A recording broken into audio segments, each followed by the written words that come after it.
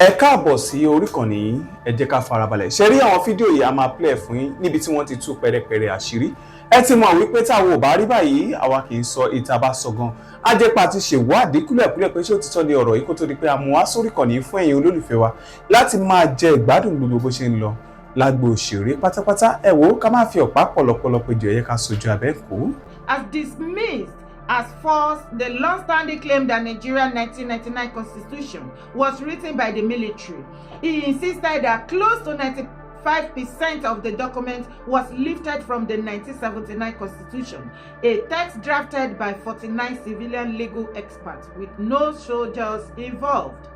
Abdulsalam disclosed that the decision to adapt the 1979 constitution rather than General Sani Abacha's unpopular 1995 draft constitution came to him as a welcome relief after a 25-member committee is set up found that Nigerians nationwide, at home and in the diaspora, had overwhelmingly rejected the Abacha-era documents. Laura Kosha, General Abdulsalam Abubakar, former head of state, wọ́n jẹ́ kó yé ìwà àti èmi wípé gbogbo ariwo tá a pa wípé 1999 constitution àwọn sójà ló kọ torí ayé ìgbà àwọn ológun àbí wọ́n láwọn kọ́ o àwọn sójà kọ́ ló kọ́ o. According to him bí ó ní about 49 civilian legal experts àwọn ni wọ́n kọ constitution yẹn. Ó ní nígbà tí òun set up committee àjẹ́ wípé ní ìgbà tí táwọn take over.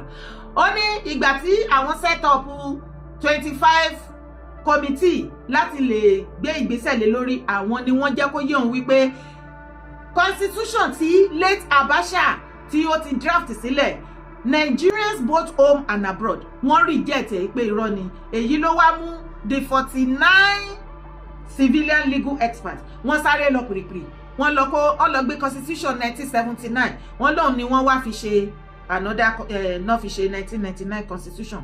Kí ló wà nínú constitution yẹn? Ǹjẹ́ ó pay Nigeria? Ǹjẹ́ ó move Nigeria forward? Kí ló wá fa àròyé tó báyìí? Mo ti sọ fún yín pé tá bá fi gbẹ́nu lé June yìí títí wọ next year February election wọn mo lóríṣiríṣi àṣírí la máa tú. Ẹ jẹ́ ká jọ máa lè bá, but before then tẹ̀lé mi wá wo fídíò yìí. And minds.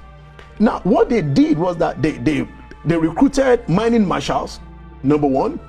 Illegal miners were now brought mainstream, formalizing mining. Now, they created about 250 cooperatives. What that means is that you're taking away money that has been outside of the system, you are bringing to the system. So some people are losing. Last year, a factory was opened in Nasarawa. $600 million lithium factory that will be producing 5,000 to 6,000 tons per day. That was the third factory. One was opened before then that was producing 2,000. Another was opened before that was producing 1,000. So in other words, 3 factories have been set up within 3 years, producing 10,000 tons of lithium per day. Uncle Iroyin, do you know how much a ton is in the market? How much? $20,000 US, 1 ton of lithium. In global market. On the global market. On the global market. Who sets the price? 20,000. The commodity exchange, whatever in London. Okay. $20,000. Lithium. This is the main material in the new generation batteries. Batteries, correct. Thank you. Whether in a car, in your phone, computer. Yeah, correct. Yeah. Now, the question we should now ask is, if in 2-3 years there's a company that has been set up that is processing almost 10,000 tons per day, and a ton is $20,000. Now you're talking about $200 million US per day. That has now come mainstream. That is taxable. Royalties are now being paid. The question is, who has been making that money illegally for the past 20-30 years? That indeed becomes the question. Who are the people that have been earning $200 million and much more per day for the past 20-30 years? Those are the people sponsoring banditry in Northwest. Those are the people making sure that this crisis escalates. Because why? Government has taken away their source of illegal income. Now, is this, I hear you, Olafemi, I hear you. Take a look at this video. You will be surprised to see what these people are mining inside this hole. In northern Nigeria, what they are mining inside this place. Gold. You'll be surprised to see how deep this place is.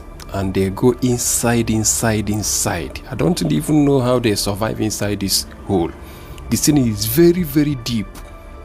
And they go inside there to mine the gold.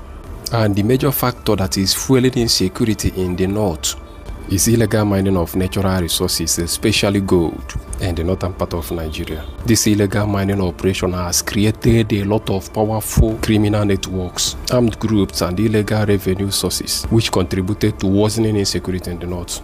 Just look at this. You can see this person you are looking at is in the deepest part of this mining hole. I don't even know how they breathe, how they cope with mining inside this place. You can see those things that are mining. These are the golds. You can see golds. Just look at.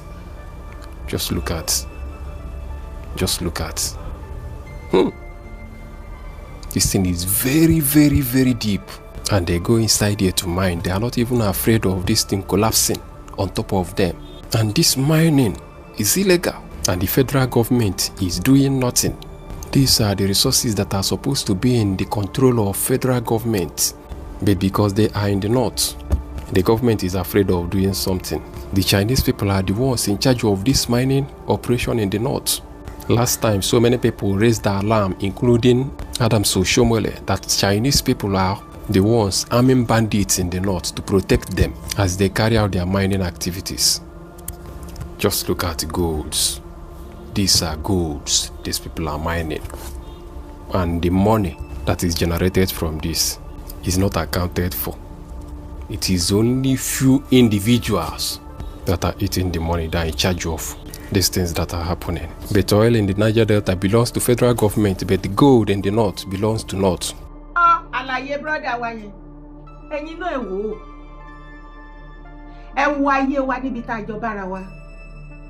Ẹ wo analysis yẹn látẹnu máa yẹn. Gbogbo àwọn àlàyé lọ́pọ̀lọpọ̀ wa ti gbọ́.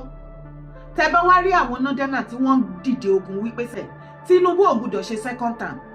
Má ṣì mí gbọ́ o. Mi ò sọ wípé ìjọba bàbá Tinubu ó wà okay o. Mi ò sọ pé ó wà 100% okay o. Rárá o. Ṣùgbọ́n wá jókòó kó wọlé kó wẹnu ọkọ. Gbogbo àwọn candidate tó dìde tó yọjú bíi Àtíkù, bíi Mákindé, bíi Obi, èwo ló rò yí pé ó jẹ́ fitting síbẹ̀ tó máa débẹ̀ tá a rí nǹkan kan ṣe. Ṣé Mákindé ló máa débẹ̀ tí a lè wo Kàbá lójú, tá a lè wojú Sultan tí ò ṣe nǹkan tí Sultan bá sọ ló máa ṣe? Ṣé jọ Obi, Peter Obi, òun gan ló rò wípé tó bá débẹ̀ òun ló máa dìde tán tá sọ wípé yes gbogbo ìwà ìbàjẹ́ yín ó dópin? Àbí the same Abubakar Àtíkù lẹ́tì customer dáadáa ní every 4 years ó tún ti ra tíkẹ́ẹ̀tì tọdún ìmáì. Ṣé òun ni ó yá jẹ́ kó máa ró nínú ẹ̀? Ẹ jẹ́ àsòótọ́ ọ̀rọ̀ fúnra wa. Àti wípé gan gbogbo àwọn tó ti jẹ sẹ́yìn gbogbo wọ́n ṣe eré wọn ṣe eré gbogbo wọn náà ṣe second term. Bó tilẹ̀ jẹ́ pé bí gbogbo èèyàn sọ wípé Tinubu ò ní ṣe second term, gbogbo wa lájọ mọ̀ Tinubu kọ̀nàjọ́gbọ́n ni àfi tí ò bá wù ú ṣe lóko, àfi tí ikú bá dẹ̀ wá mú wọn lọ, èmi ò sì gbàdúrà kíkú pa. Tó bá wá rí bẹ́ẹ̀, ẹ̀yin náà wò ó ṣẹ̀ṣẹ̀ ń gbọ́ ni wípé mineral resources tí ó wà ní northern part of Nigeria, àwọn Kàbá, àwọn ni wọ́n ránṣẹ́ sí àwọn experts bí àwọn China tí wọ́n ní kán wá máa wakùsà kán máa ṣoríṣiríṣi ń bẹ̀.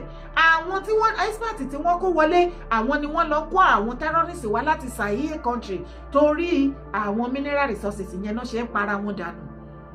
Ǹjọ́ o mọ̀ wípé àìmọye àwọn northern leaders and elder gbogbo wọn náà ní Kàbá kéékèèké tí wọ́n ní terrorist group títí wọn tí wọ́n fi operate táwọn náà tó ń lead láti lọ máa wá kùsà àwọn mineral resources ní northern part of Nigeria for their own gain.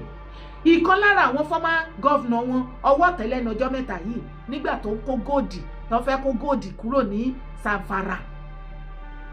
Gold tó worth more than 40 billion àbí 20 billions of naira. O ti máa gbọ́ slang yẹn wípé any mineral resources it not belongs to them in the north, but it is south belong to one Nigeria. Ṣé ẹjọ́ àwọn northern ni àbí ẹjọ́ àwọn leaders and elders wa tó ń represent wa. Tá a bá wá ń kọ fún wọn ẹ̀yin á máa sọ wípé ṣe là ń sọ̀rọ̀ sí wọn à ń bú wọn. Ṣé ká bú wọn nìkan ní ọ̀rọ̀ tó ń ṣẹlẹ̀ yìí? Ṣé ẹ rí àbí ṣé àwọn northern leaders and elders ṣé wọ́n ti ṣògùn sí wọn tó ti ra wọ́n yé ni tó ti sọ wọ́n di dìdìrìn? Torí ìgbà táwọn tí ìwà tèmi ta wà lọ́dọ̀ àwọn tó ń represent wa nílẹ̀ Yorùbá tó jẹ́ pé orí náà fi sábẹ́ orí wọn wọ́n kì í bọ inú fùrọ̀ màálù, wọ́n mú ìgbẹ́ màálù wọ́n rí bọ ọ̀nà báyìí ni wọ́n rùn kúra tó jẹ́ sí wípé kò sí nǹkan political ẹ̀yin olólùfẹ́ wa ẹ̀wò a ò ní ìdìbò báyìí lọ bó bá tún ṣe ń lọ báyìí a máa pè é gbọ́ ó dàbọ̀.